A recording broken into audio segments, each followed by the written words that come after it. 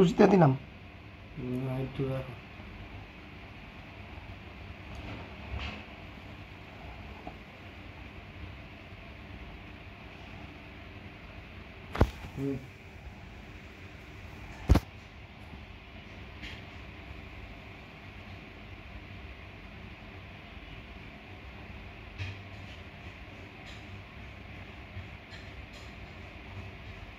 আর মুখ কি হোন্ডা দিন ইলেকশনের বাস্ট হয়ে গেছে।